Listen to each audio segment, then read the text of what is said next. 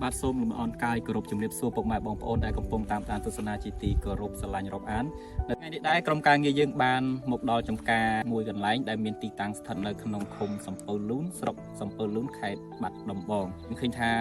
នៅចំការគាត់នេះគឺមានដាំបន្លែចម្រុះគឺមានតាំងពីត្រប់វែងត្រប់ស្រួយមានស្ពៃ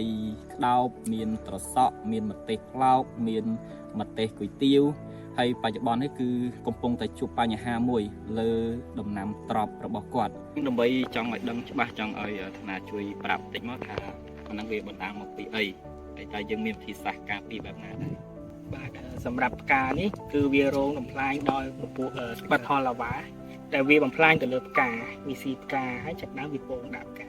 ដល់ពងដាក់ផ្កាវាចាប់ដើមកកើតជានឹងកៅទូដែលយើងមើលនឹងភ្នែកសឹងតែមិនឃើញទេបាទចឹងហើយកត្តាដែលយើងត្រូវការពារដំបូងឡើយគឺយើងត្រូវសម្អាតស្មៅគេនេះយើងឃើញថាមានស្មៅច្រើនអាចវាប្រភេទជាជំរោគប្រភេទពួកសាល់អិតដូចជាបថលឡាវ៉ារុយសពួកមានបាវដែលស្ថិតតែជាកត្តាបំផ្លាញដល់ដំណាំជាពិសេសទៅលើការតែម្ដងពួយត្រប់វែងយើងគឺជាវ័យដែលកំពុងពេញឲ្យផលយើងត្រូវការពារមានប្រភេទថ្នាំសារធាតុជាច្រើនមុខដែលអាចរកបាននៅលើទីផ្សារមានដូចជាពួកអាល់បាមីទីន